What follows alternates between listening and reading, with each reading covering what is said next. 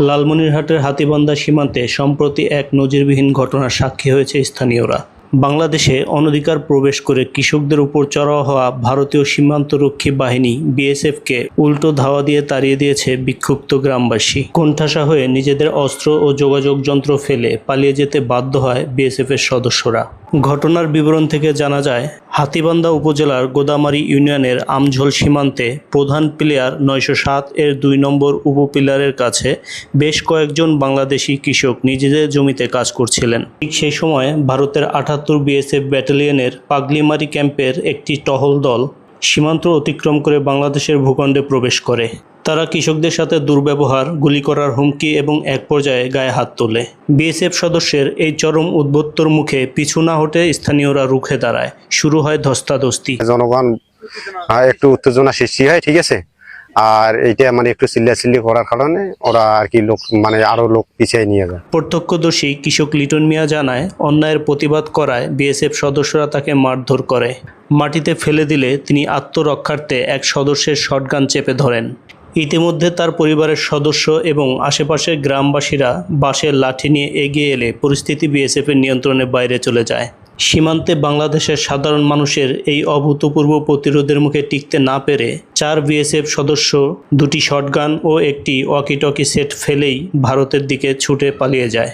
প্রত্যক্ষদর্শীরা জানায়, পালানোর সময় ধস্তাধস্তিতে এক বিএসএফ সদস্যের পোশাক ছিঁড়ে যায়। পরবর্তীতে স্থানীয় বাসিন্দারা উদ্ধার করা ২টি শটগান ও ওয়াকিটকি সেট বিজিবির বনচৌকি ক্যাম্পের কমান্ডার হাবিলদার শরীফুল ইসলামের কাছে হস্তান্তর করেন। ঘটনার পর মঙ্গলবার রাতে দুই দেশের ব্যাটালিয়ন অধিনায়ক পর্যায়ে একটি পতাকা বৈঠক অনুষ্ঠিত হয়। বৈঠকে বাংলাদেশের পক্ষে লালমনিরহাট ১৫ বিজিবির ব্যাটালিয়নদের অধিনায়ক লেফটেন্যান্ট কর্নেল মেহেদি ইমাম এবং ভারতের পক্ষে ৭৮ বিএসএফ কমান্ডার মনোজ কুমার নিজ নিজ দলের নেতৃত্ব দেন। সৌহার্দ্যপূর্ণ পরিবেশে আনুষ্ঠানিকভাবে অস্ত্র ও ওয়াকিটকি ফেরত দেয় বিজিবি।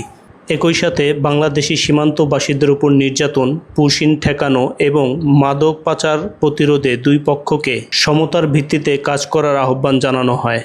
সীমান্তে বিএসএফের একপক্ষীয় নির্যাতন বা ধরে নিয়ে যাওয়ার ঘটনা এতদিন এক ধরনের নিয়মিত চিত্রে পরিণত হয়েছিল, কিন্তু সাম্প্রতিক সময়ে সেই চিত্র বদলাতে শুরু করেছে। এর আগে মেহেরপুর ও কুড়িগ্রামের সীমান্তে বিএসএফের অন্যায় কর্মকাণ্ডের বিরুদ্ধে স্থানীয়দের শক্ত অবস্থান এবং বিজিবির দৃঢ় প্রতিবাদ ভারতকে ক্ষমা চাইতে বাধ্য করেছিল। লালমনিরহাটের এই ঘটনা ভারতকে একটি স্পষ্ট বার্তা দেয়, নিজেদের মাটিতে দাঁড়িয়ে কোনো অন্যায়ের কাছে বাংলাদেশিরা আর নতি স্বীকার করবে না।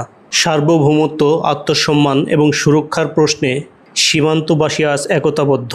কূটনৈতিক সম্পর্কের ভিত্তি হতে হবে সমতা ও পারস্পরিক সম্মানের। একতরফা আধিপত্যের দিন যে এবার শেষ।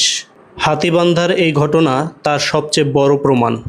নিজেদের দেশের মাটিতে কৃষকরা কাজ করবেন আর সেখানে এসে কেউ তাদের ভয় দেখাবে বা মারধর করবে, এটা কোনোভাবে মেনে নেওয়া যায় না। সীমান্তবর্তী মানুষের জীবন এমনিতেই নানা ঝুঁকিতে থাকে, তার উপর যদি অন্য দেশের সীমান্তরক্ষীরা বাংলাদেশের ভেতর ঢুকে তাদের সঙ্গে খারাপ আচরণ করে, তাহলে স্বাভাবিকভাবেই ক্ষোভ তৈরি হবে। তবে ক্ষোভ থাকলেও আইন নিজের হাতে তুলে নেওয়া ঠিক নয়। কোনো বিএসএফ সদস্য সীমান্ত অতিক্রম করলে বা বাংলাদেশি নাগরিকের উপর নির্যাতনের অভিযোগ উঠলে বিজিবি ও সরকারের উচিত দ্রুত ব্যবস্থা নেওয়া। দর্শক, বাংলাদেশের মানুষের সীমান্তে এই শক্ত অবস্থানে আপনি খুশি কিনা জানান মন্তব্যের ঘরে। আর আপনি আমাদের এই চ্যানেলে নতুন হলে অবশ্যই সাবস্ক্রাইব করুন। ভিডিও ভালো লাগলে লাইক দিন এবং শেয়ার করে সারা বিশ্বকে জানিয়ে দিন বাংলাদেশের সাধারণ কৃষকের এই সাহসী প্রতিরোধের কথা। দেখা হচ্ছে পরবর্তী ভিডিওতে। ততক্ষণ ভালো থাকুন, সুস্থ থাকুন। আল্লাহ হাফেজ।